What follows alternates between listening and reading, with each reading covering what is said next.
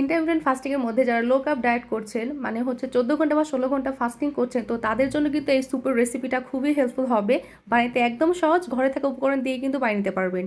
আসসালামু আলাইকুম এভরিওয়ান, কেমন আছেন সবাই? তো স্যুপ বানানোর জন্য এখানে আমি প্রথমে 1 চামচ হচ্ছে ঘি নিয়েছি। এর মধ্যে দিব হচ্ছে রসুন কুচি, আদা কুচি পরিমাণ মতো। এগুলাকে বাদামি কালার করে ভেজে নিতে হবে। যখন এগুলা লাল লাল হয়ে যাবে ঠিক তখনই হচ্ছে সবজি দিবেন। এখানে আমি গাজর আর বরবটি দিয়েছি। আপনারা চাইলে আপনাদের পছন্দ মতো সবজি অ্যাড করতে পারেন। আর দিয়েছি হচ্ছে পরিমাণ মতো লবণ। এগুলাকে ভালো করে ভাজতে হবে। আর যারা ভাতের সাথে কাঁচা লবণ খান তো তাদেরকে বলতে চাই এগুলা একদমই করবেন না, কারণ হার্টে আর হচ্ছে কিডনিতে অনেক ক্ষতি হতে পারে। এছাড়াও যাদের হচ্ছে হাই প্রেশার তারা তো একদমই খাবেন না কাঁচা লবণ। তো এই সবজিগুলো হচ্ছে ভালো করে একটু ভেজে নিতে হবে, একটু লাল লাল করে হালকা। দেন তারপর এর মধ্যে দিব হচ্ছে ওটস। হ্যাঁ, আমি হচ্ছে ওটসের স্যুপ বানাবো, যেটা খুবই স্বাস্থ্যকর আর ওজন কমাতে অনেকটাই সাহায্য করে।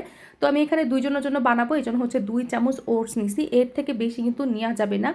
এখন এই সবজির সাথে ওটসটাকে দিয়ে ভালো মতো হচ্ছে ভাজি করে নিতে হবে। আরেকটা কথা বলতে চাই, যারা নাকি ইন্টারমিটেন্ট ফাস্টিংয়ের মধ্যে লো কার্ব ডায়েট করছেন তো তাদেরকে বলবো যে লো কার্ব ডায়েটটা সঠিক নিয়মে করার জন্য। কারণ লো কার্ব বলতে হচ্ছে অল্প পরিমাণে কার্ব মানে ডায়েটে রাখার জন্য। তো সেই ক্ষেত্রে কী হয়, সেক্ষেত্রে যদি সকালবেলা একটু খাইলাম, দুপুরে একটু খাইলাম, রাতে একটু খাইলাম, এর পাশাপাশি যদি আমরা আবার চিরা মুড়ি, তারপরে হচ্ছে বিস্কিট, চা, মিষ্টি, কোমল পানি, প্রসেস ফুড এইগুলো যদি খায় তাহলে কিন্তু আপনার লো কার্ব ডায়েট করে কোনো লাভ হবে না। আচ্ছা, কিছুক্ষণের জন্য একটু অন্য কথায় আসি। তো যারা মেহেদি পড়তে খুবই পছন্দ করেন বা সামনে বিয়ে আসে বা হচ্ছে সামনে যেহেতু পূজা আছে, তো তারা কিন্তু এই পেজ থেকে এই অর্গানিক মেহেদিটা নিতে পারেন। পেজের লিঙ্কটা আমি ডিসক্রিপশনে দিয়ে দিব, আপনারা চাইলে দেখে নিতে পারেন।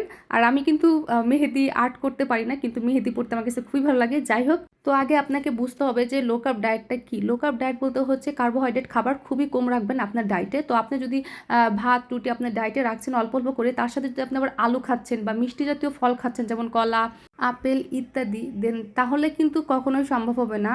আর যদি আপনাদের বাজে একটা নেশা থাকে দুধ চা খাওয়া, তাহলে তো ওজন কখনোই কমবে না। তো ইন্টারমিটেন্ট ফাস্টিংয়ের মধ্যে যারা লো কার্ব ডায়েট করতে চাচ্ছেন, সঠিক ডায়েট চার্টটা যদি আপনারা চান তাহলে কিন্তু অবশ্যই আপনার সাথে শেয়ার করব।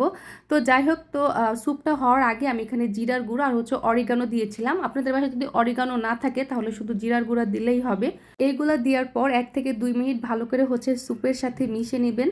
আর এই স্যুপটা সত্যি বলতে অনেক মজা আর অনেক হেলদি। আপনারা অবশ্যই এই স্যুপের রেসিপিটা বাসায় ট্রাই করবেন, ওটসের স্যুপ।